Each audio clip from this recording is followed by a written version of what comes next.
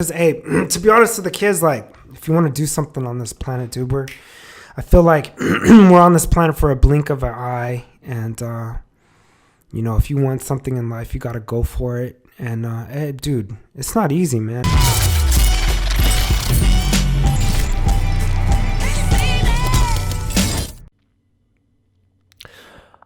On Saturday, October 19th, 2019, I received the unfortunate news that we lost a friend, a legend, a teammate, and a pioneer in the tricky community, Mr. Hans Wikkeling II.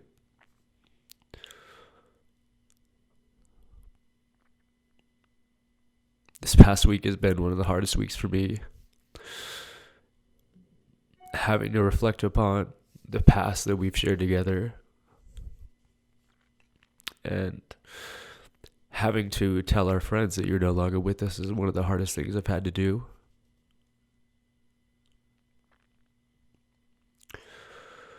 For those of you that haven't had the chance, we interviewed Hans on the JAMCast 4 months ago, and it's one of my favorite interviews to date. I've listened to it myself maybe 10 times over and over again before this week. There's parts of the interview where I'm literally brought to tears from laughing so hard. And other times you can hear an enthusiasm in my voice, like I'm talking to one of my biggest idols.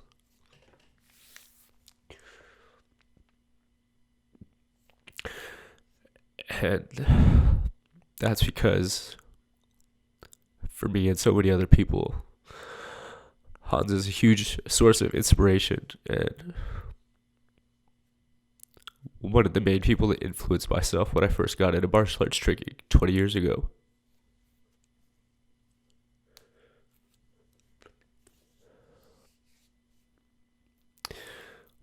If it wasn't for him, I would have never trained pop 360 kicks and illusion twists and never would have tried the Wikkelash.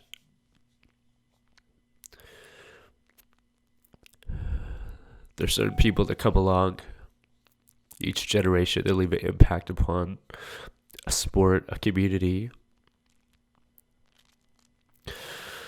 And Hans is definitely one of those people. He's touched so many of us from generations upon generations. From all of us that are considered the OGs to teenagers that have been training with you up north recently. The number of messages that I've received praising you and speaking about all that you've done in order to inspire other people has been truly humbling over the last few days. And it's not a surprise to any of us by any means. You were a beacon of light that shined upon this world, Hans. And although you dealt with a lot of things personally over the years that I witnessed and tried to help with, I hope most importantly that you're in a better place right now.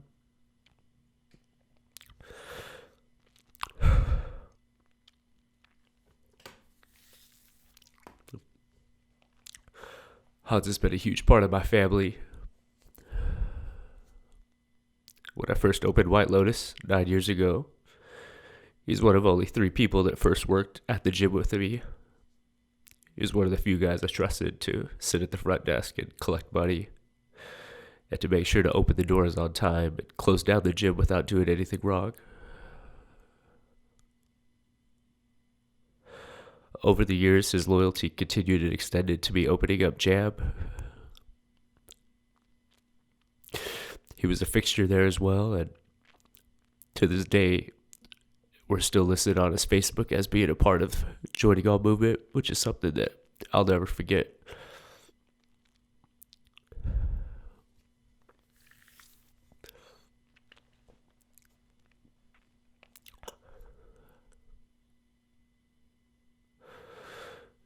You're one of the most loyal people I've ever met. You never ask for anything, but you're always willing to reach out and help other people.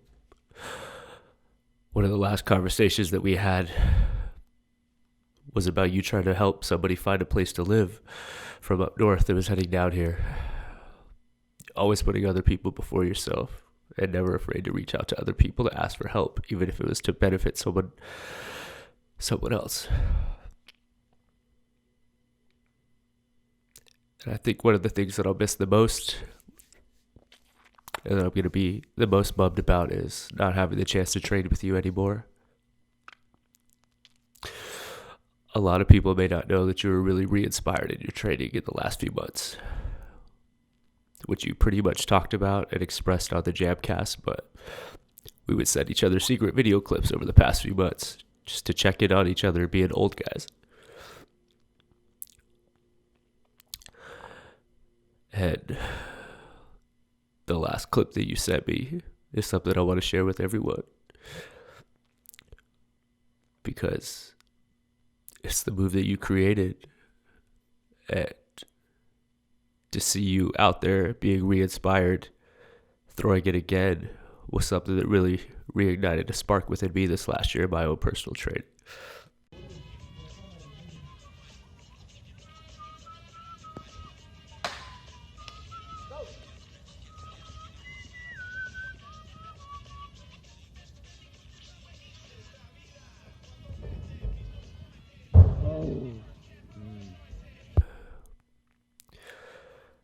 Try to get through this video maybe 5 times this week.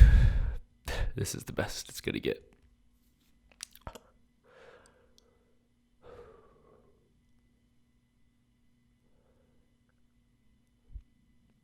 I just want you to know that we'll always remember you in our hearts, and in our minds, and in our training.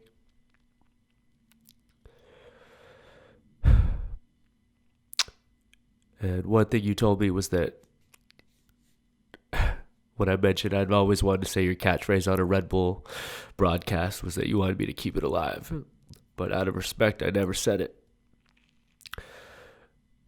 To honor your name from here on out, I'm going to end every JAMCast and every breakdown by shouting you out. And for those that know, they'll know. And for those that don't, I'm not that clever. It wasn't my catchphrase. With that being said, one last time, Hans, for myself and my family, and for everyone at JAM, and the entire tricking community, we love you, and I hope to see you soon, Grasshoppa.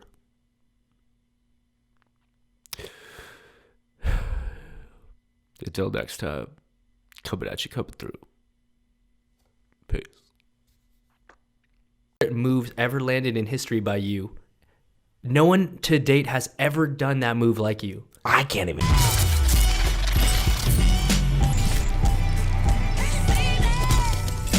Today's guest is a pioneer of tricking and an original member of Team Loopkicks. Please welcome to the JAMCast, Mr. Hans Wikkeling. What's up, Higgity Hans? You know, coming at you, coming through. Hey, I was praying to God you were going to say your slogan punchline, bro. Okay, so I don't say it as much as I used to, because cats took advantage of it. You know, I got tired of coming at people coming through, and then people don't reciprocate. I'm not gonna lie, dog. I've been on a couple of Red Bull events where I'm like, damn, what is the tagline I'm gonna use right now? I should use coming at you, coming through. Hey, use it. By all means, keep it alive. Hell yes. Yeah. Trademark Hans, man. Yeah. So, dude, thank you so much for coming by, brother. I was so excited for you to say you were stopping by Los Angeles. This is a special moment for me because not only are you someone that's a pioneer in the world of martial arts tricking, but you're someone that I personally, I don't know if you know this, but you're someone that personally influenced my style and getting into tricking so much. I literally, if it was not for you, I would never have trained Pop 360 crescents. I would have never trained illusion kit twists. I would have never done any of these moves, man. And I'm so thankful that you stopped by, man. So what are you doing in town? How long are you here for? Dude, I never know. It's kind of like the military. I work with a gentleman named Arnold Chan, and just like you, he influenced me as a young buck. Yes. In the martial arts and acrobatic martial arts tricking and open form. He was one of the individuals that I looked up to, and how you talk about being I don't know, man. just doing what we do, the martial arts, the feel you. creative martial arts, the tricking, the stunts, doing it for, for on camera and for, it's really surreal, dude. It is. You come in contact with and you interact with the individuals that you're like, oh, I look up to this dude. Exactly. And then Now you're working with them. And then you work with them, and then you're chilling with them, and then you're at Denny's with them. Yeah, it's crazy. It's really a trip. And what Hans is speaking to is that he's out here doing some stunt work with Arnold Chan, who's now a fight choreographer and stunt coordinator.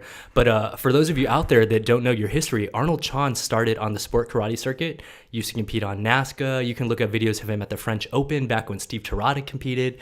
And he was one of the first guys throwing down intense tricks. Yeah, he was famous for running into his A-twist, and hypering it. Pop double sevens. Yeah, man. So like, splits. He was one of the most exciting guys back in the day. So go look him up and check out your history. So, yeah, man, like you said, it's cool. A lot of the people that you train with it were your idols. You're now working alongside with, man. And you and I are now in the position where the little 10-year-olds. I want to be like... They're taking our jobs next, right? Oh, man, they're hitting triple twist and quadruple flip now. I don't even like looking at... And I was going to ask you, do you watch the current generations? Are you up to date with what's going on? I do and I don't. All right, let me ask you this. Do you know who Shosei is? I know who Shosei is. Okay. I want to... If we're on the topic of Shosei, I would like all the other trickers to use his as I can't even speak English, I want them to use Shosei as an example because he's doing what tricking was originally meant to be done. Is he's doing what nobody else is doing. Like, thank you, Hans. Yeah. I like the Shosei kid because he's moving different from all the. He's doing his own thing, and I think a lot of the kids should not do what Shosei does. Do their own thing. Do their own. Make up their own type of moves or do it your own. Don't do it like don't do the same 900 corkscrew. I mean, I've seen a niece do that, and it's impressive when the kids are able to do it. It is, and it's impressive when they're able to take it to a higher level. But there's more to this, and Shosei is showing these young kids that there's more. Outside of the box. Yeah, I can speak to that because from a physical standpoint, it's so impressive the level that tricking is at right now. I never thought, we used to joke about video game combos. Cheat 1620 to a triple cork. Guys are doing those in combos now. But kind of like you said, like I went to a gathering a month ago called Trick Different. And I literally went up to the organizer and I was like, hey bro, when are people going to start tricking different? And I didn't mean that as offense because there were some guys killing it. Kyle Morehart was killing it. Jordan Alexander was killing it. But then there were a lot of guys that you go out there and for 3 days straight, I just saw them trying to do dub swing throughs, cork swing through, double cork. And it's like, guys, the gathering is even called Trick Different. Yeah. Like if there's one weekend where you could just like break, get out of your comfort zone and do some weird stuff, it's at a gathering called Trick Different. Yeah, it's okay. It's, somebody broke it to me on the internet. And I always preach trick different. Yes. But one of the kids broke it down to me, and it was refreshing to get his insight, to get a different perspective. And what did he say? He was talking about like I don't exactly know the exact words that he used, but he was like, well, what if we're a group, because we are a community, and he's like, what if we're all moving together instead of individually, and that that I never looked at it like that. It was really great how he broke it down. I like that as a community we are moving together, but I think there's just so many more moves that are cool that kids could be doing that can make them. There's moves that are my peers and their forefathers and the forefathers before them have done that they can add to their repertoire. It will make them look like they know more stuff. I don't know. There's moves that we're sitting on that people created. There's even easy ones that they can add to their combos. I agree. This is my opinion. Like why did we go through all that effort to create those moves to be forgotten. To be forgotten. I agree. Because what you're speaking to is that there is a school of thought which is just increasing the number of spins and flips. So obviously we had guys doing triples, and now people are like, okay, let's chase the quad. Quad's been landed, let's chase the quint. What people are forgetting is that even between 1 and 2 spins, there are like 30 variations that could be done, and people are skipping those 30, and then they're skipping the 30 variations between the double and the triple, and just trying to go to the quad. We're missing out. There's a lot of really cool moves and it's cool. Trust me, I love watching the progression of the triples and the quads, because that's something that I wasn't trying to do in my style, and I'll never do. So to me, it's physically impressive. But Sam, really quick. Please pull up raw core. Can you please pull this up? Oh, shit. Yeah. So check this out, y'all. One of the things that, in my opinion, to speak to is if you look up to someone, you make a video of them. And this is a video that I edited of you back in the days, bro. On your birthday. This was like my Christmas present to you, bro. God bless, brother. And dog, Sam, rewind the video. Start again. Dog, the first 3 combos in this video, already crazy enough, dog. Look at this. 540. Boom, to the Arabian off the miss leg. The hyperdine. Here we go. This is my favorite. Pop 3 to the miss leg.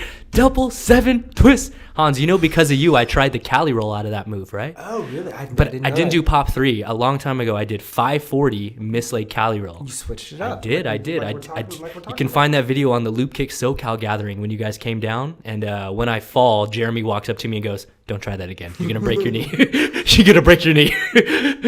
But yeah, man, what year is this video, Sam? In the description there. Let's check it out. 2009. So this is 2009, and this video is put out at the end. So like a lot of this footage is like 08, 2009, and it's like the reason why I want people to see this is just to see the like I made him rewind the beginning because those are 3 transitions that aren't done these days. This is a decade ago. Yeah, this is over 10 years ago, guys. Yeah, so yeah, man, I just I don't mean to blow smoke up your ass, Hans, but I just had to show people this. Like, I made you this video because you really were influential to my style, and as someone that I saw someone that was just pushing the boundaries back in the days. What's crazy is I got this new surge, and I want to push. I want to poot on that cat. Oh. I want to push. Ooh, okay. I got. This has. It's just getting this to be able to catch up, yeah. Yeah. So real quick though, man, before we talk about where you're going, we got to talk about where you've come from. So how long have you been doing martial arts tricking for? Man, this is a trip, dude. You have to know I've fallen on my head a lot. My memory, it doesn't work as good as people. I've fallen on my head a lot. Oh, we know, yeah.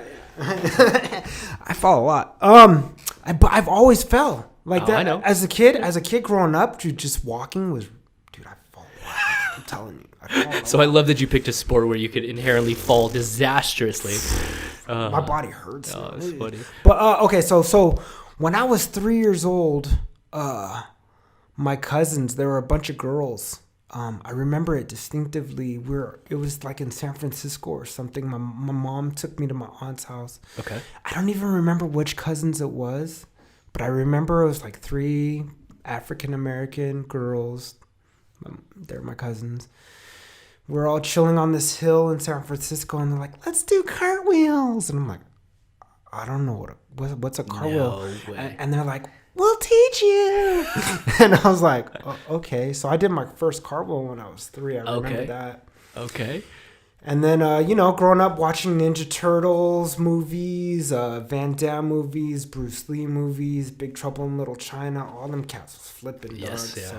So, they were fighting and flipping. And, the old Kung Fu movies, the dude, my dad would tell me, they did that in reverse. They filmed it and they put it in reverse. The tree would be like this. Totally. The ninja would, and it would make the sound.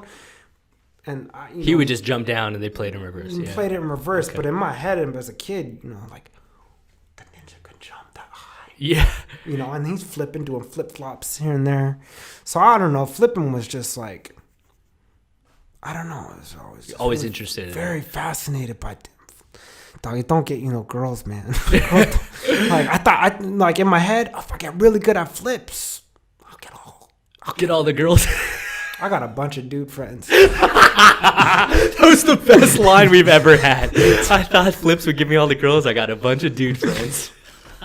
Hell yes. So when did you officially get into, I guess, what would be called tricking? Okay, so my dad, I always wanted to do martial arts from watching the martial arts films. My dad came home with like a blue belt, and a gi and a blue belt. I'm like, wait, you do what they do on the movies? He's like, yeah, I could sign you up for lessons. I could sign you up for classes. Boom, boom. I'm like, I'm down. I want my white belt. I'm gonna get my black belt. Boom. So I started with this martial arts school from like 7 to 9, and then something went down.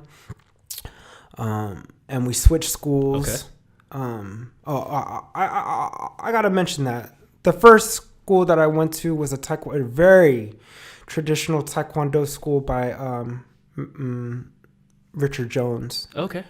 And that was my first martial arts instructor. And what's crazy is, dude, every now and then I'm walking around San Jose. You walk by him.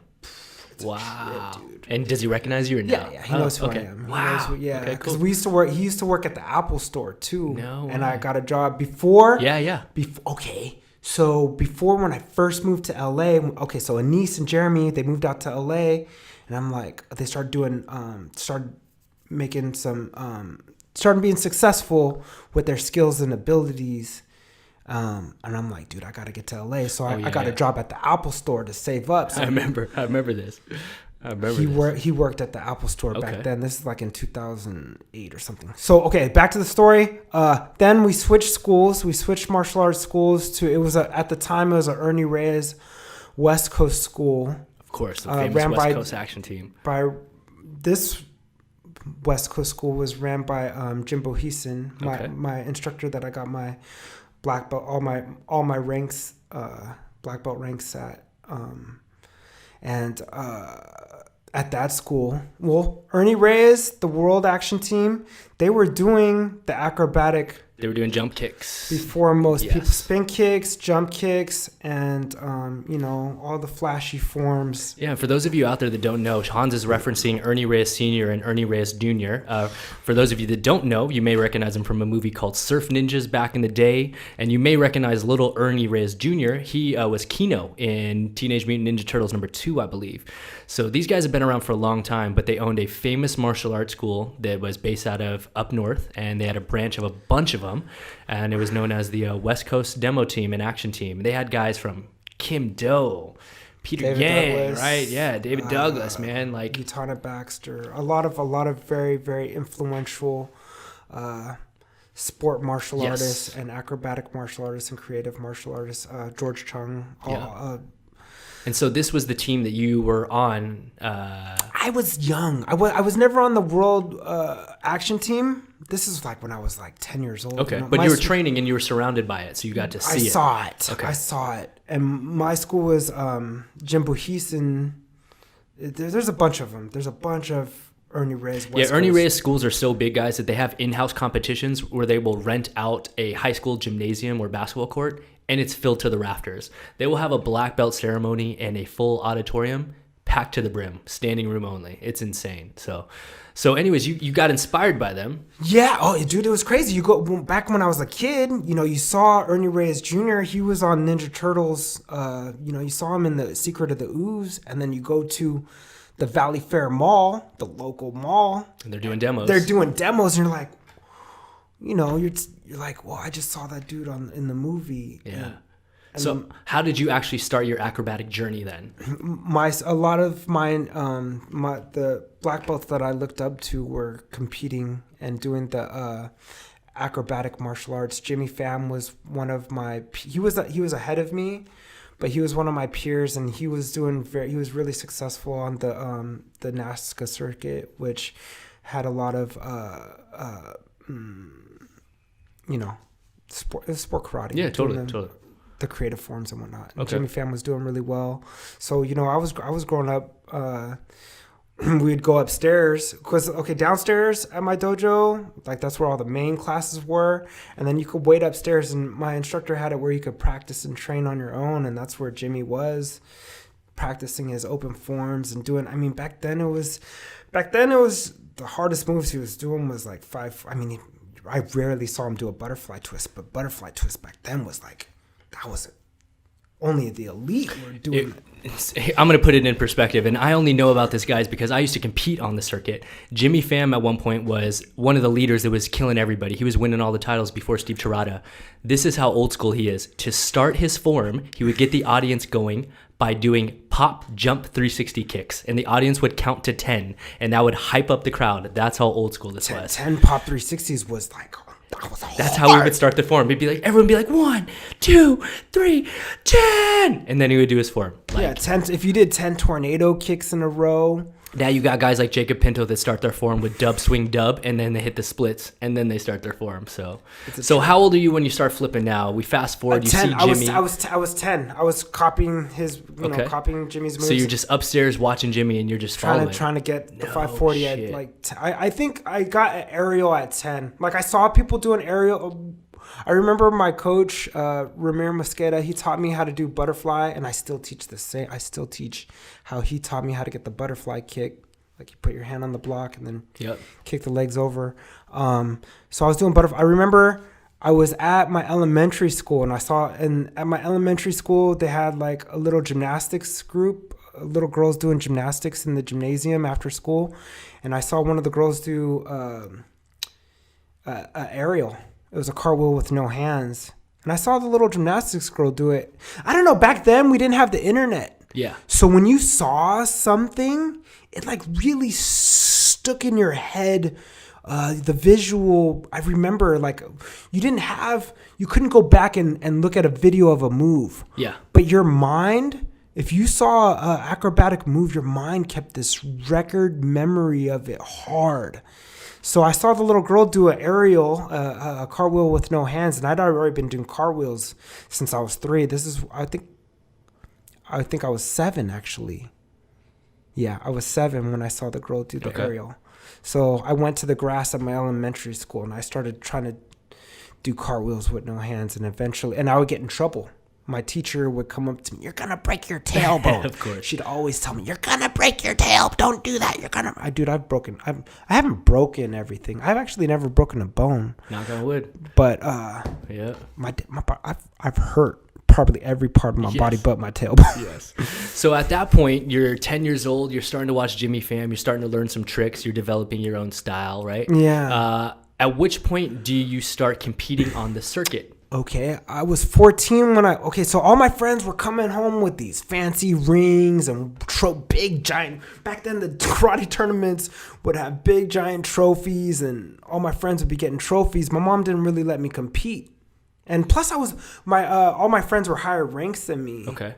So I guess when I actually turned black belt when I was 14, I got my rank of black belt. My mom said I can compete, and I started going there. I started with NBL, which is, a little bit under Nazca. Yep. North American Black Belt League. Correct. And but we'd watch Nazca videos. Of course. We'd watch the VHS tapes of the Nazca cats and then compete in NBL. And my friends were doing pretty well, getting world championship titles. I was like, I want to do that. I started seeing at that time, I guess a lot of the top guys, John Valera, a lot of the guys that I would see at the karate tournaments that were on top were starting to get work in film and stuff. Yes. So yes. in my head, and dude, and they would come to the tournaments and they were like rock stars. I'm like, dude, I want to be like that. I want to do that. They're making I love this stuff, this martial arts stuff, and dude, I saw Big Trouble in Little China, and I see all the some registered. You had OGs back in the day. Like I remember Ho Sung Pak was the first adult to get perfect 10s in a Nazca tournament in the adult men's division. Got 5 10s, and then he became Liu Kang in the video game for Mortal Kombat. And I was playing him, dude. And I'm like, dude, I just saw that guy at the tournament, and now I'm playing him on my Super Nintendo. Yeah. Like if I stick with my mind, it's like if I stick with this and I get good at this, this is what I want to do in life. And so I have a question for you. Did you ever win any titles in Nazca? I think I got in Nazca. I got the highest rank that I received was like 7th. Okay. I think in 2006. Okay. I got 7th. And the reason why I asked that, bro, is because you may not have always made stage or the night show, but your forms were some of the most memorable forms that I ever used to watch. And what was your approach when you were designing these choreographies? Like, I would pull from, well, because I was with the b-boying, you know, and a b-boy will pull from anything and everything. So I just, whatever, how my mind worked, like creatively at that time, I would pull inspiration from wherever. So, you know, I'd take a little bit of Bruce Lee, or I would take, you know, I really looked up to David Douglas as I thought he was the steeziest dude. He was. So I tried my really hardest to move like David Douglas, and I still couldn't do it. Yo, Sam, pull up this 2002 diamond form. Let's say, is that David Douglas? No, bro. Oh, that's me? This is you. Oh, gee. He said, oh, no. Yo, bro. This is crazy. You remember this? Bro, I remember all of these, dog. Dude, I remember all of your forms, bro. So that raise to crouch, that was, David Douglas was like the first person I saw doing a raise, honestly. Look at this. Flexing on cats. You have people who don't know. I mean, claws, tiger claw, boom. Bro, I used to die watching your forms, bro, because I'm like, bro, what's crazy is that was crazy. I just put up a meme on the tricking page that says "Friends don't let friends do tricks into splits," which is crazy. But you know what was crazy was you did a cool move. There was almost like a broken move, which is popularized now. Like, what's a broken move? It's like where you put the hand plant down before the landing, because you did the hand plant into the splits. You know, like you didn't just that's land why I in the don't break my splits. kneecaps. I know, but it's almost like broken TDR the way kids do it now. Hey. I was trying to hang with Steve Terada back then. Steve Terada was doing the X out flashes. I had to compete against him, so I had to show him like that I could hang. So a lot of it too. A lot of it was pro wrestling too, dude. I was a huge pro wrestling fan. Martial arts movies, pro wrestling. And I know it was influenced by wrestling because one of the forms I remember the most, and I don't remember which tournament it was, but I remember it being the suplex form.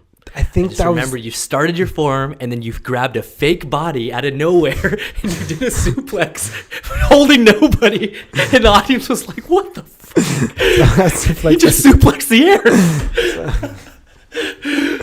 I mean, it's an open form. You're fighting imaginary people. So. Hey, man, and clearly you made an impact because I'm talking about a form you did in 2002 that I still remembered, bro.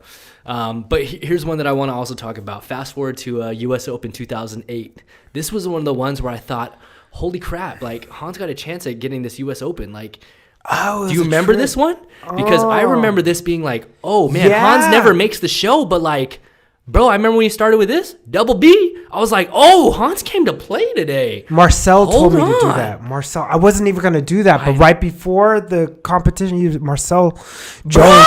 Bro! Marcel, the rest of the form I was going to do. The double twist in the beginning, Marcel Jones came up to me and was like, Hans, yo, you got to do something really crazy to start off your form. And that was crazy, V. He's like, I used to do this side kick. John Valera did this. There's this move called a double leg, and John Valera would do it with a side kick. Yeah. Back then, I was doing the side kick with a butterfly twist. Kind of like Steve Terada's snappy swipe, but with off the pop. Damn, that was 06, not 08. My bad, guys. I did the double twist because Marcel Jones was trying to get me into Paul Mitchell, which was like the elite. Dude, that was my dream to be. I wanted. It was everyone's dream. Be on Paul Mitchell. They had some guys you may have heard of named like Steve Terada. They had a guy named like Matt Emig, Rudy Reyna, and Mark Kennan. Is that? Those were all my homies. So I wanted to be on that squad, dog. And Paul McKenzie, you gotta give. Yes. Of course, bro. They had everyone though. They had the old school legends down to the new school. Everyone that I looked up to, everyone that was smashing on it was in Paul Mitchell. I think Marcel was on Paul Mitchell, right? Yeah. No. I don't know. Oh, wait, Marcel was on Pro Rank. No, excuse me. Who was? Marcel was on Pro Rank. Sorry. Daniel Sterling. Daniel Sterling. Marcel was definitely the one that told me to do the double butterfly twist. Yeah. But so I was on Team Pro Rank. Thank you, Mindy Kelly and her dad. And Marcel was on Pro Rank. Yep. Marcel was definitely the individual that told me to do something crazy. Okay. In the beginning of that form. He's like, what's something crazy you could do on lock? He's like, do that sidekick twist. I'm like, dog, I fall on that sometimes. He's like, what else you got? I'm like, maybe I could do my double twist. Do your double twist. I'm like, okay. Had you ever done any competition? Double twist? Yeah. I would always just doing it, playing around. Yeah, but not to start the form. Dude, I was scared. I'm like, well, because I had all the rest of the form was locked. Like I did that the rest of the form a million times. But to throw in a variable at the start of the form, dude, on the stage, but yeah. There's one other form that I remember, and I don't remember which tournament it was, but I will remember this. I think it was it the round off backflip where you went up and you came down on a scorer's table? I don't know if that's still on the internet. I don't think it's on the internet. Yeah, I think what tournament was that? I think that was I think I've done that twice, bro. So I don't even know. I've also seen you kick the roof once. I've kicked the roof. I've seen all of these. Man. I don't know how dude. God. Sometimes it's like I don't know. I ask God, do you love me or do you hate me? Sometimes, because the fact that I'm still here, still be able to do it. Hey, God lets me do it, but then dude, much love, God.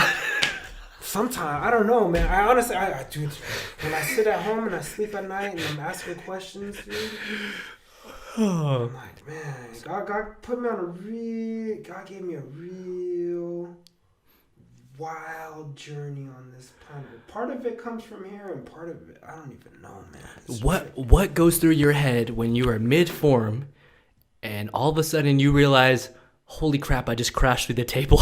I gotta finish my form, dog. Well, what? And then part of me is like, dude, you like pro wrestling. Pro wrestlers go through tables.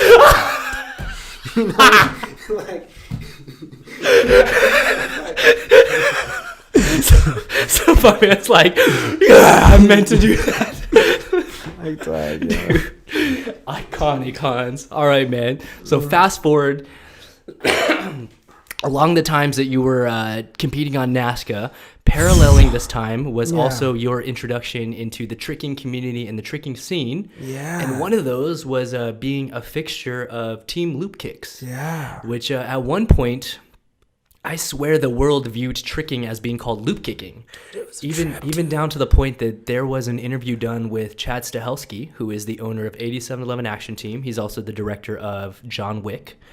And at one point, he does a behind-the-scenes interview, and he says, we brought down these loop kickers. Oh, and he was referring to Anise and Danny and Jeremy, but he didn't know that it was tricking. He literally called them loop kickers. And they were on Team Loopkicks. Yeah. So real quick, man, Loop Kicks was like at one point, it was like the pinnacle of our sport. It was like being on 3-run like Sam, Like, so how did you get on to Team Loop Kicks? San Jose is a small town, man. Yes. San Jose is small. Team Loopkicks, the guys that were starting to do that, they were part of Ernie Reyes' World Action Team, but they were starting to get their own. People were hitting them up to do demonstrations and stuff, and they couldn't really go through Quantum Ernie. Yes. But they wanted to still get better at this tricking stuff, and so I guess I came in subtly late. Like, I think, to the best of my knowledge, I think Loopkicks had already been around for they had already been going for a few months. Okay. Before, to the best of my knowledge, dude, that's still early days though, bro. You're talking about you're talking about you're like one of the first employees, one of the first crew members. So I think they had already been doing demos, and they'd already come up with the name. Okay. Isaiah, I guess, came up with the name. Shout out to Isaiah Flores. And I don't know, you do the sport karate tournaments and you bump into the same people, and we were the ones doing the open forms and the jump spin kicks. So it was just, dude, I love this stuff so much. Back then I was like, I really want to get this stuff out to the people. I see how detrimental it is to certain kids. They don't want to shoot hoops. They don't want to toss around a football, but they love contorting their body in midair. Yes. And it's just something it's really hard to explain to people that don't do it. But if you've done it, to leave the ground and chuck your body in a weird position and land back on your feet, I don't know. I talk about it all the time. It's like a blessing and a curse, man. We're in our 30s, and our bodies are not meant to be sustaining all these things, but we love it. You can't leave it. It's like a drug. It is like a drug, but the positive. I don't know. I fell in love with it, and I wanted other people to fall in love with it. So it's just power in numbers, you know. So Loopkicks was a group of people that really had a passion for the acrobatic martial arts and the tricks. And I saw that they were doing things, and you know, let's combine forces and let's do something with it. And you know, we started, it was just fun back in the day. We were young kids, just trying to, you know. Just break ground, right? Yeah. How many days a week did Loopkicks get together and practice? And where did you guys train at? Wow. In the beginning, we all, a lot of our martial arts instructors gave us keys to our dojos. Cool. So usually we would take a lot of us would take classes or teach classes at the martial arts school. And then when the martial arts school closed, you know, we had the key. So we stayed after and we practiced we would do our traditional martial arts, and then afterwards we'd practice flip. We'd turn on the music, and, you know, back then we'd page each other. Way back then we had pagers. Yo, I remember Chris DeVera. This is Chris Hyperswipe 540. Yes. But he came in the pager. No way. Yeah. We're going to practice this and this at this location. Wow. Just send the address. What time? You have to page in. Dang. Yeah. So, and then, you know, dude, it was now I'm thinking about it. It's so hard, dude. Like, we have our cell phones have these videos and they connect to I mean, dude, I have so many crazy moves that people don't even know about because you just didn't have a video. They don't have a camera. And if you had a camera, I didn't have the components. You didn't have the computer that matched the camera. Or if you had all that, you didn't have the freaking FireWire, dog. To upload it. Or you didn't have fast enough internet. And you didn't have fast enough internet. There was no YouTube to post it on YouTube. Or if you had all that, the computer crashed on you. Yo, you did it all. You did everything you were supposed to do. And then the whole junk just crashed and you lost everything. And I'm glad you talked about not having a phone and showing moves. Sam, pull up the Wikkelash really fast. And so thank God there were some cameras around for things like this. Boom. Bro, this is to date still one of my favorite moves ever landed in history by you. No one to date has ever done that move like you. I can't even do it. I've been training it. I'm trying to get it like that, dude. It's hard. I've landed the Wikkelash, but I've never been able to grab my foot the way you grabbed it there, bro. The way you grabbed your left foot here, you really grabbed it. I've never been able to do that. To land that. I was like, I'm gonna land it. I've been able to do this trick without the grab, but I've never been able to fully grab it, bro. What went through your mind when you were trying to train the Wikkelash? Like, what were you thinking? Okay, so the Wikkelash. Okay, so how I came up with the Wikkelash. Danny Graham started coming to San Jose a little bit before that, a year and a half before that. Mm-hmm. And I remember being at this martial arts school called Studio Kicks, which Larry Graham owns. Yes, sir. And me and Danny Graham, it was really late at night, and I don't know how we come up with these stupid ideas, but Danny Graham's like, Poppy, we should do front flips out of every move. Like, tornadoes, front flip. Butterfly twist, front flip. Everything front flip. No. Every move. So me and Danny are sitting.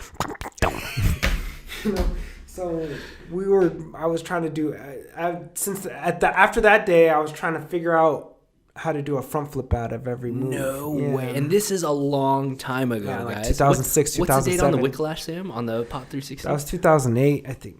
Damn. So in 2006 and 2007, I was trying to figure out how to do front flips out of every move. Christ, because Danny Graham put that in my head. No way. Yeah. And so what inspired you to do it here? Was it because it was at a gathering? I don't know. Dude, I got all them cats right there. See all those people? Bro, there's Vince Johnson there? Like, bro, I was really hyped. I don't know. For some magical reason, at this duration of that gathering, I got a certain surge of hypeness. Bro. Because I honestly didn't do anything mostly through that whole gathering. You just did a first in the world move out of nowhere? I almost hit I really almost hit a box cutter. That same set. Number one, people don't know. Yeah. Corkscrews are hard for me. I know this. And hyper hook is hard for me. Jeremy gave a tutorial earlier that day on how to do a box cutter. And you almost landed a box cutter. I almost landed box cutter But instead you through the just hype landed- and Jeremy's tutorial. Like I was doing some. If you watch the other moves that I did, Oh yeah, that gathering was a fun gathering, bro. it was tight. Yeah, Seshu, dude, the kids were Sammy Vasquez was bringing some heat. I don't know. I was that time frame, that circle.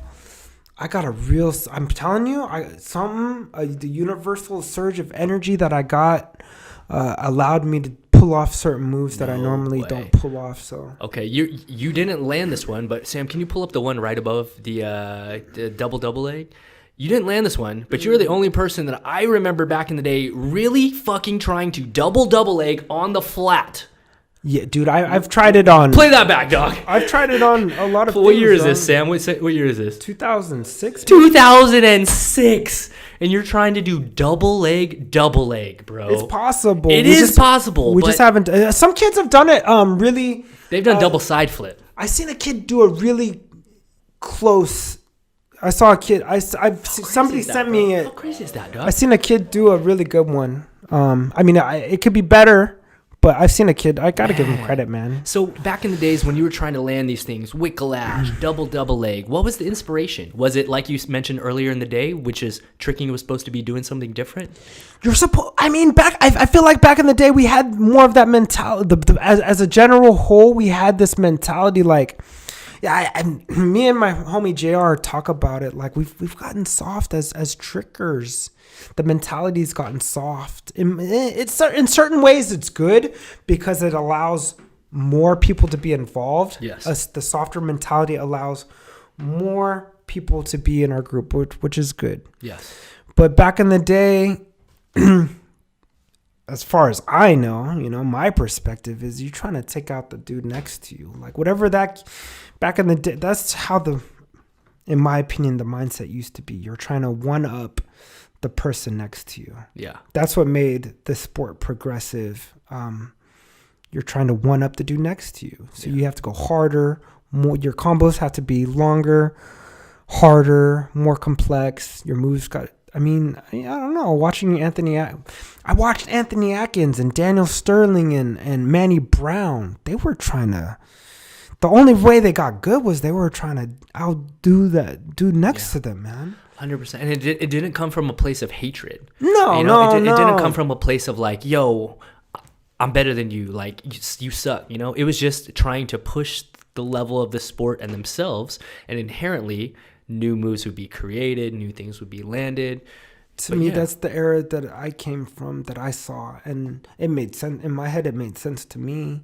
I've gotten soft. I'm not trying to outdo nobody. Yeah, totally, bro. Yeah. I mean, it is a good point that you say though that it is better for the community in the sense that it's probably more open to people. Kids they don't feel as like competitive, so they don't feel like, I don't know. Because I can speak to this. If you have ever gone to an open gym and trained with Jeremy Marinas or Sammy Vasquez, you know exactly what the hell Hans is talking about as far as tricking and them trying to one-up you.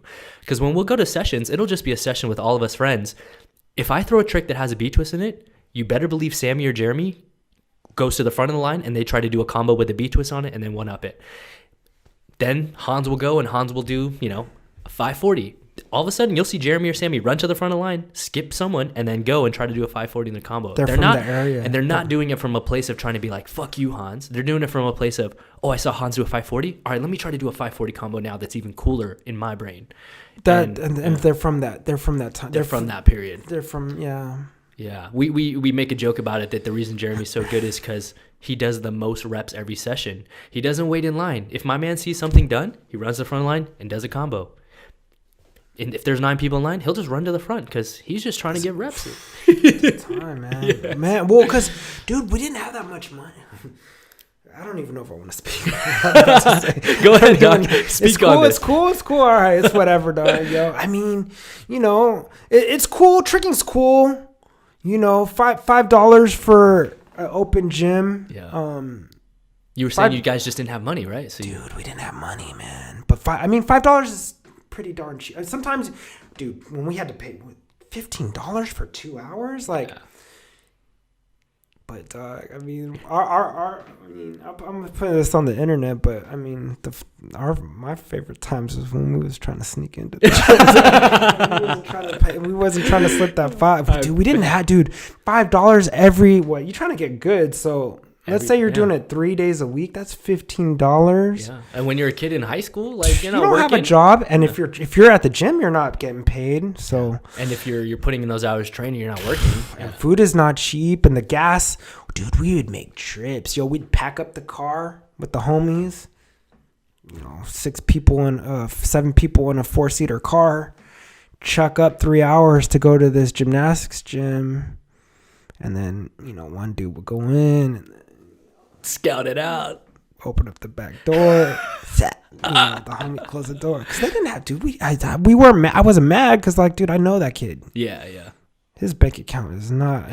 We just trying to get our flips, dog. You're just trying to flip, dog. We're just trying to flip. We're not, if we had it, I'm sure we would have dropped it. But dude, at that point, yeah, dog, dude, it's funny to hear that, man. Yeah. Oh man, the first. It's a trip now that we're talking about it. The first gymnastics gym that I ever started doing the tricks on, we'd go for a minute and then we figured out, our whole squad would be, dude, you get in. Dude, you pay. We'd look at, wait, you got in? Well, no, we'd look at the dude and be like, dude, I can't believe you paid.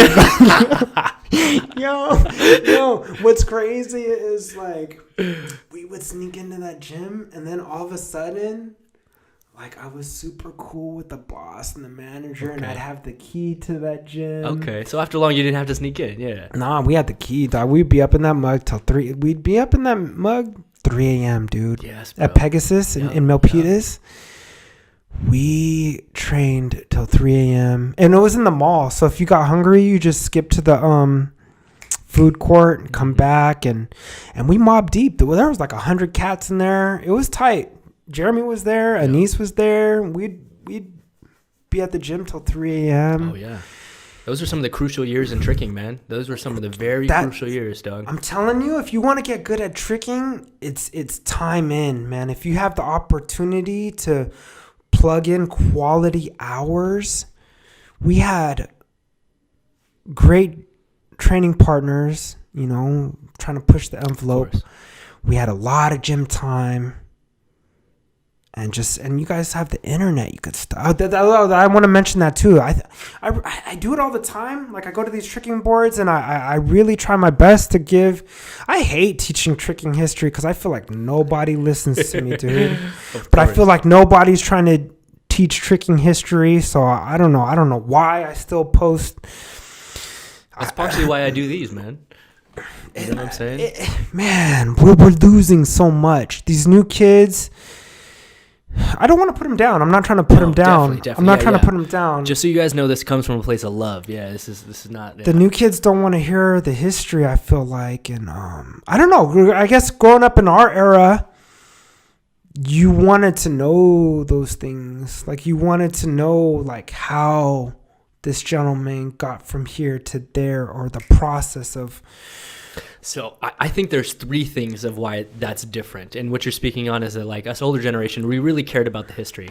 So I think a couple things are the reasons behind that. I think one is the new generation is almost so disconnected because some of that stuff happened so long ago that it's almost like, man, how do I even go back? Where do I even begin? It's hard for them to begin. Really hard, Whereas man. For us, we were there when only bylang.com existed. So if you wanted to go look at tricking, you were filtered into one website. Whereas now, there's even disparities between the culture online. There's kids that put videos on YouTube, and then there's kids that only put up a 10-second clip on Instagram.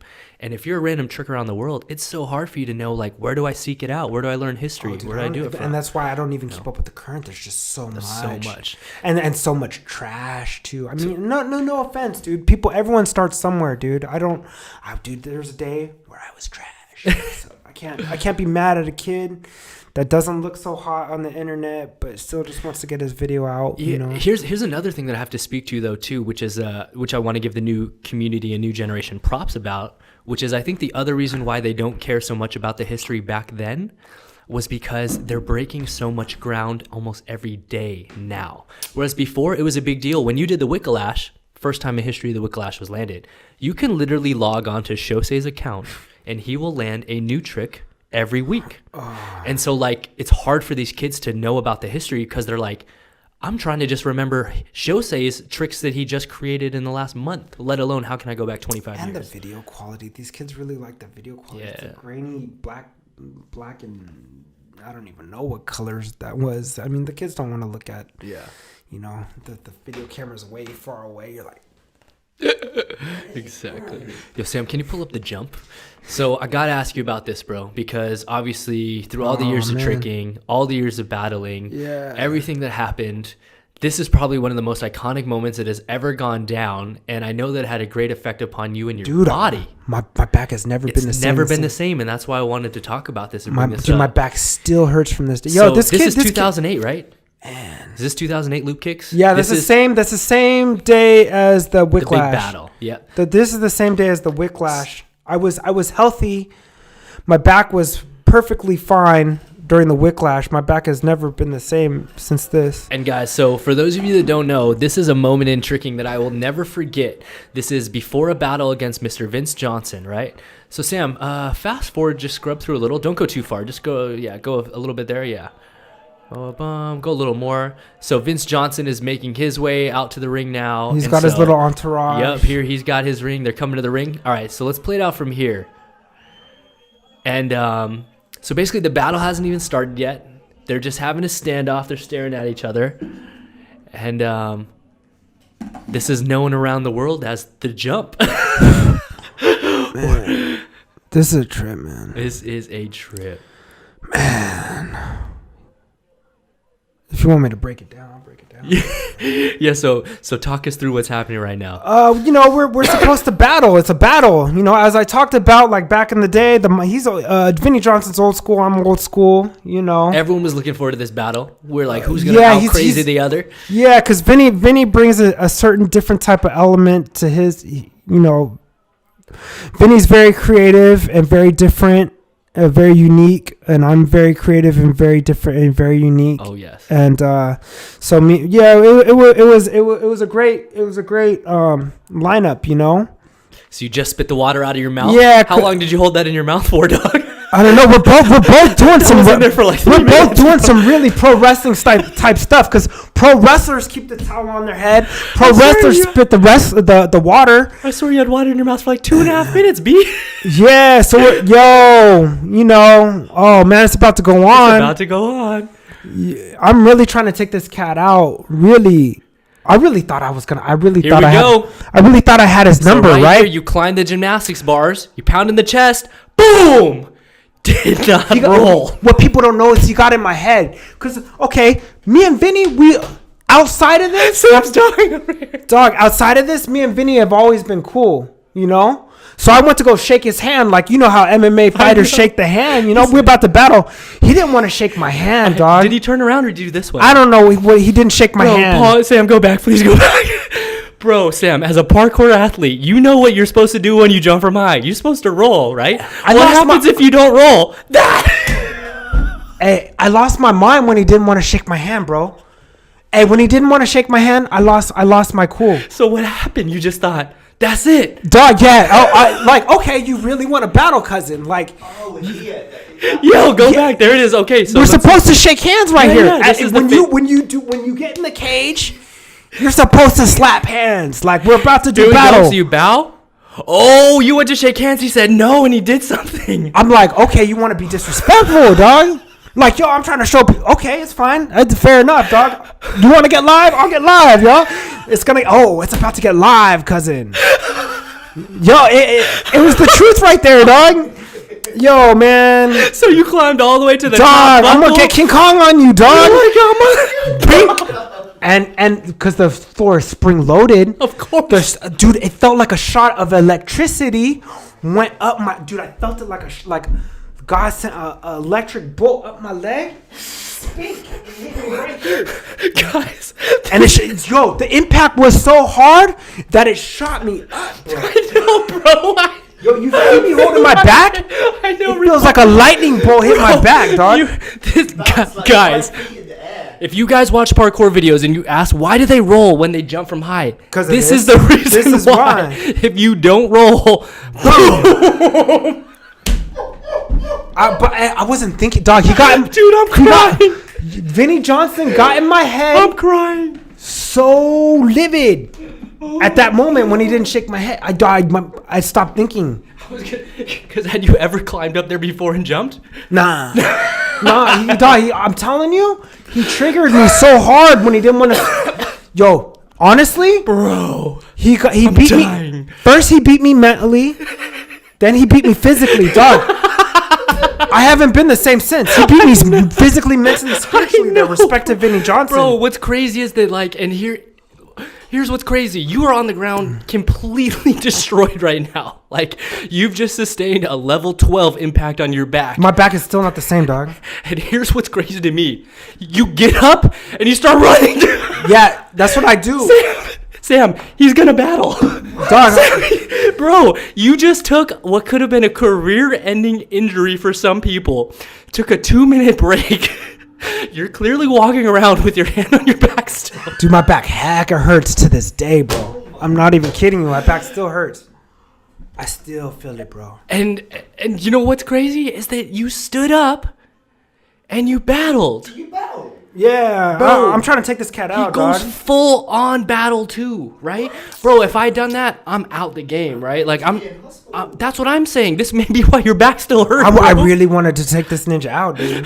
I'm telling you. I mean, I love Vinny. I can call him up right Shout out now. to Vince Johnson, man. I can call him right now, and it's all gravy. But at this time frame, at this moment, What's crazy is you're trying to bounce. We can see you're trying to shake it out. Like, Yeah, you're clearly not good right now. dog, I'm trying to take this ninja out, bro. Dog, this is my town, bro. You have to know that This is your gathering. This is my town. Like, Vinny's from the East Coast. This is San Jose right there. Like, those are all my people. It does not look like you just broke your back, bro. Dog. You did the double B twist. Yeah, I had to, man. Your back is destroyed. I'm here, dog. Like,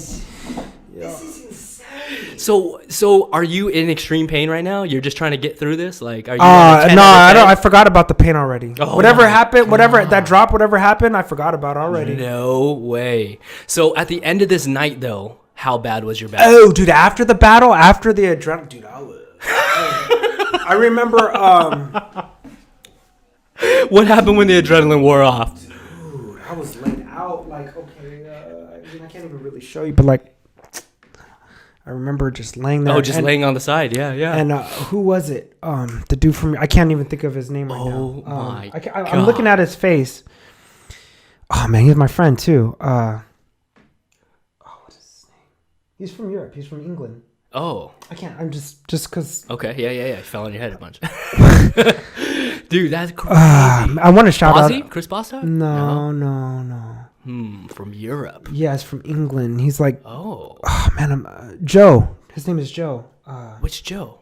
Hallett. Joe Hallett. Oh, Joe, no way. Yeah, Dang. Joe Hallett. Yeah, he's from the UK. Yeah, totally.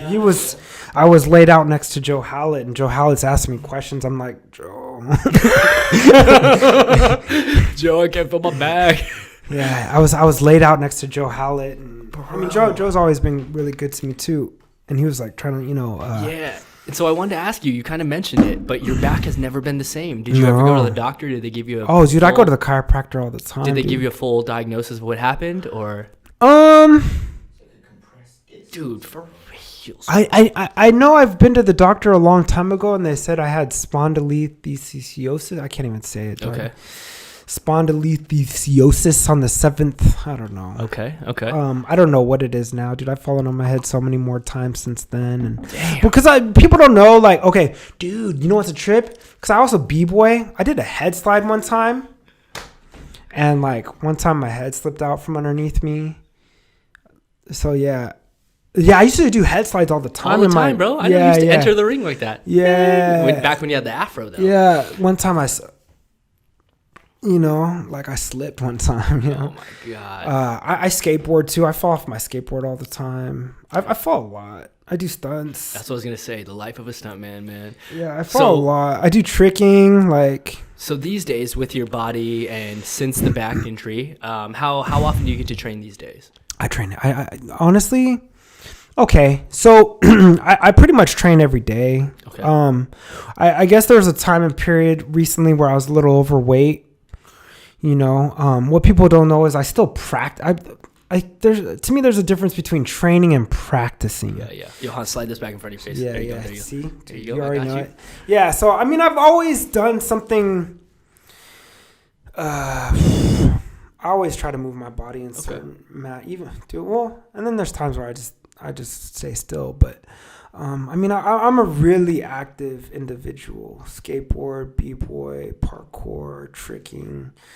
I swim. To be honest with you, let people know like how I really am able to do this so long is swimming. Yep. Swimming. I'm in the pool and jacuzzi like every chance I get. Okay, so low impact. I really recommend people that want to pursue these things is to hit the pool and the jacuzzi. It really works wonders for me. My muscles relax and I heal. And yoga. I when I blew out my knee and tore my ACL, tore my meniscus, I was dating a yoga instructor, and I couldn't walk, dude. Yeah. But all I could do was the yoga poses and the stretches, and I could full on. Yoga's the truth to me. I'm a real big advocate for yoga. I think more people should do yoga. I think a lot of the trickers, if they did some yoga exercises, it will really improve their tricks. Yeah, the man, flexibility. people don't realize it's not just about flexibility, but yoga is like, it's hard. It's all about balance and strength and control. And yeah, there's a lot of benefits. There's a reason why pro NBA and NFL players do yoga.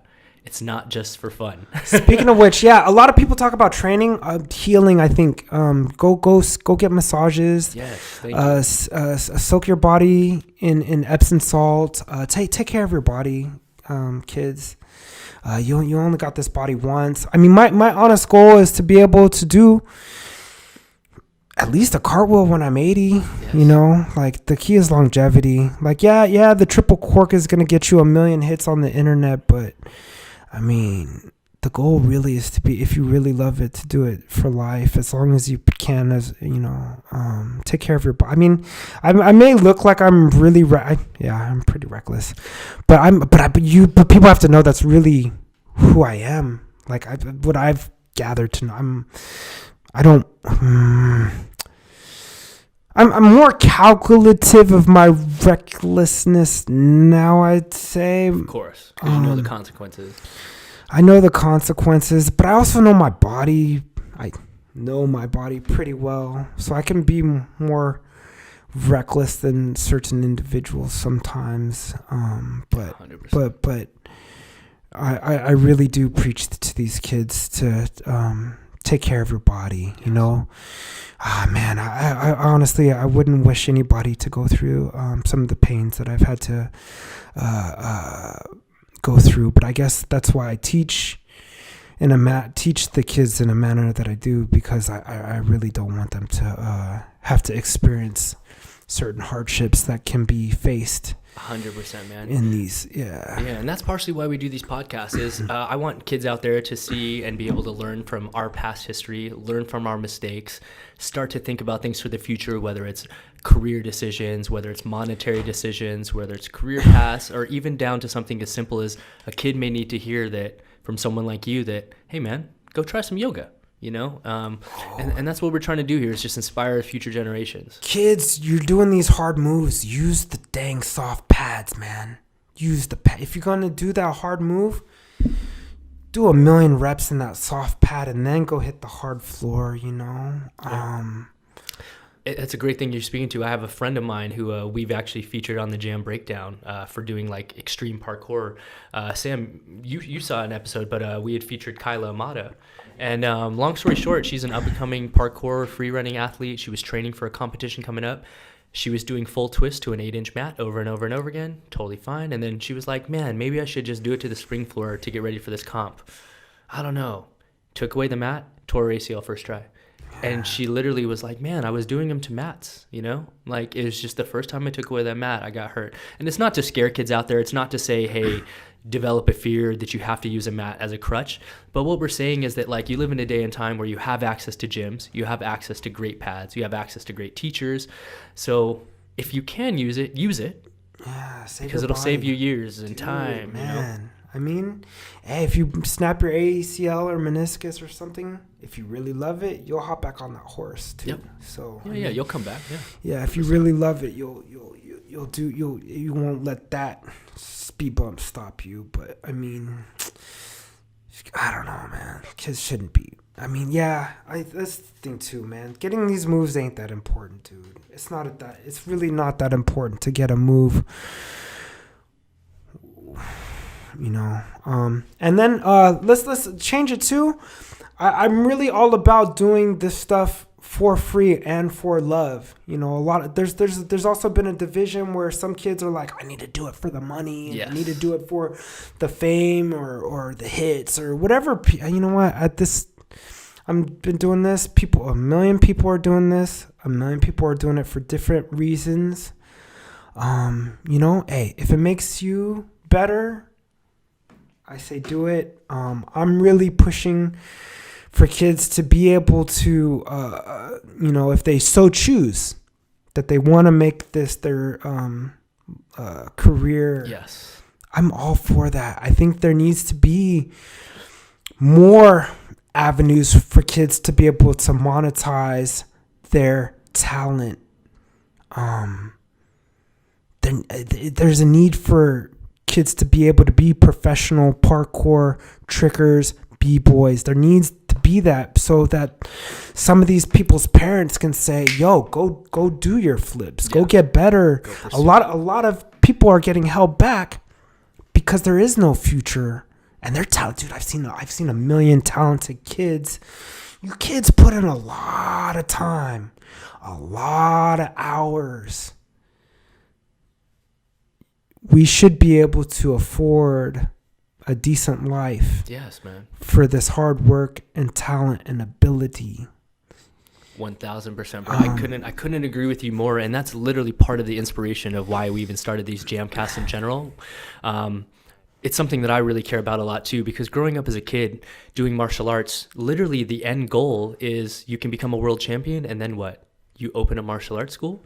There weren't that many avenues for kids back in the days to pursue things, whether it was the entertainment industry. We didn't have social media. You couldn't be an influencer. You couldn't get brand deals, couldn't do sponsorships. And so, yeah, man, I'm really glad that you took some time to speak on that, because it's something that future generations really need to think about, which is, we're not saying you need to become a professional flipper. You don't have to become a professional stuntman like myself. You don't have to try to become a Red Bull athlete by any means. But for all the time and hours that you're putting into it, there is the possibility for you to monetize that and make a career out of it. And if you choose, if you choose, if you want to do it for the love, hey, by all means, I'm all about doing it. Hell yes, we need people like that. We need it for the love too, But you should have a choice. I think there should be a choice. If I want to do it this way, I should be able to do it this way. If I want to do it that way, I should be able to do it that way. And it's becoming more and more. I'm watching a lot of my. Be honest with you, a lot of the kids that I grew up with, I'm watching them start families and have a home and have a car and have nice things. Not to say that that's important, but they were able to do it off of their talent and hard work and their vision of what they wanted to do in life. And to me, that's beautiful, Yeah, man. Nothing cooler than to make a living off of what you used your body in your life, your body for your entire life, Dude. It's just in my opinion, that's what God put those individuals on this planet to do. Yep. I mean, I've watched them inspire millions of people, and they deserve whatever they want in life, and it's beautiful that we've done it through whatever you want to call it, sport, martial arts, tricking, parkour, whatever you want to, stunts, whatever. It's just them doing what God or the universe or what they wanted to do in life, Yeah, no, I really am glad that you brought that up, man, because it's something that a lot of kids don't think about till they're older or they're at our age, and sometimes by then it's a little too late. So I really appreciate people like you coming by to share your perspective, to hopefully save some of these kids, if not months, years down the road, and hopefully they can start making smart decisions for themselves. I hope so, man, because, hey, to be honest with the kids, like, if you want to do something on this planet, dude, I feel like we're on this planet for a blink of an eye, and if you want something in life, you got to go for it. And dude, it's not easy, man.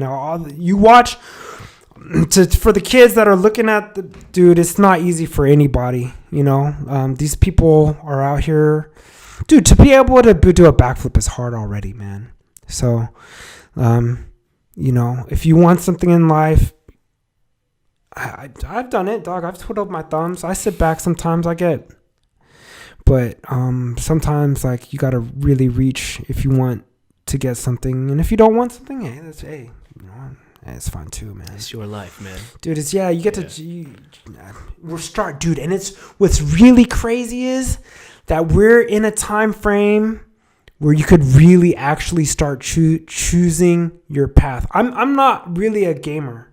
I honestly, I used to be. I used to love video games, but when I got serious about pursuing this thing, I put the video games down. But what's crazy is some of these kids are doing video games and they're getting fatty. They're getting more money than we're getting playing their video. I mean, I want to tell people, like, don't spend all your time playing video games. But some of these kids are making a better living playing the dang game. So I honestly don't even know what to say these days. I mean, I'm not for it because I really think as humans, we're able to be our own video game character. That's what I'm trying to be. I'm trying to, like, whatever I envision. When I was playing Hosong Pak in the Mortal Kombat Super Nintendo, I'm trying to do that with this. That's just me, though. I'm a little bit different than most people. But it's 2019. There's opportunities. Yep. Like the older generation, they didn't have what we have. I mean, we're making money off. A lot of people are making money just off their dang YouTube videos. Like, you're on YouTube all the time, but boom, like they're able to put food in their mouth. I don't know. It's and what's crazy is it's gonna switch. I'm watching it switch, bro. Like, I was talking to my homie. I'm not gonna mention his name, but I was talking to him. He's like, I'm gonna come out and I'm gonna make all these YouTube videos, this and that. I'm like, dude, YouTube is. There's other platforms now. YouTube is kind of, in my opinion, I don't know. This is my opinion. Don't take it as a fact. In my opinion, YouTube is kind of, I don't use Facebook as much as there's new platforms now. Yeah, I get what you're saying. Yeah. They're going around. I agree with you in some regards because there are a lot of the guys that really monetize on YouTube started years ago. But at the same time, I do think YouTube is going to stay around forever. And the reason why I'm a big fan of it is because anyone can submit content to it. That's true. Eventually, Netflix is going to run out of a budget. Amazon creates content. They're going to run out of a budget. Everything that's on YouTube is uploaded for free by the people at any time, any date, anywhere. That's true. And it's constant. I find myself, like, when I'm on Netflix or I run out of things to watch, I go to YouTube. I still use YouTube. I just don't. I'm speaking out of ignorance because I just don't know how to speak on your own. How to monetize it like it used to be. Yeah. I don't know. I feel like back in the day you were able to make more money. Yeah, 100%. It's just like with anything. It's just like over time, there's always trendsetters that were there first, and then people trying to catch up, and then you may be a little late, or you may be able to find some success, but it's usually not as much as the first guys that paved the path. But I still do watch YouTube. Yeah. Hell yes. I think the things that I use YouTube, Instagram, Snapchat, and then Facebook. I think those are the. Hell yeah, man. My homie just told me to get back on Twitter. Like, I stopped using Twitter. Yeah, I don't use that either. All I find on Twitter is people getting in trouble for stuff they tweeted 10 years ago. Oh, so I'm really over it. Because I just started Twitter last week. It's all good, man. They're just more platforms. Yeah. But yeah, I really appreciate TikTok. TikTok's taking off. But yeah, man, with that being said, I think that's a great thing to end this on, man, is like you said, we live in a day and time where there's a lot of opportunities, a lot of platforms. So for those of you kids out there interested in doing it, you just got to commit to it and just take a leap. Not like Hans did. Don't physically jump like Hans, but take a leap, man. But yeah, man, with that being said, Hans. Can I say one last thing? Yeah, for all these kids getting into these quote-unquote movement arts, my advice is to do your research and bring something new to the table. Make yourself stand out. Make yourself unique. That's just my opinion. Hell yeah. I think it's great advice, man, especially from someone that's been there through all the generations to see where it's at. So real quick, Hans, can you look into that camera right now and just shout out what your socials are to everybody? Oh, and yeah. bring the mic in front of your face. Oh, bro. that's right. You know, Just fell shout on out my your head. Instagram real quick. My Instagram, I believe, is D playing mantis, and Snapchat is DA playing mantis. Hell yes. Awesome, man. Well, thank you, Hans, Thank for coming you. through, This brother. is tight. I appreciate it, man. Yeah. And for those of you out there, I hope that you guys got just as much out of that as I did, man. Those are some things that I had to ask you for a long time. So much appreciated.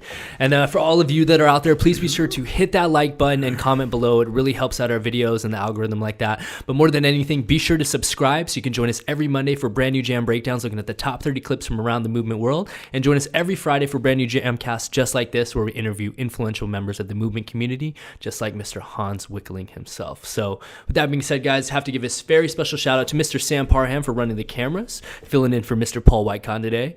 And again, a very special shout out to our guest this week, Mr. Hans. Hell yes. Thanks for coming through. And as always, guys, I'm your host, Travis Wong. Thanks for joining us here on another JAMCast. Until next time, we'll see you all soon. Peace.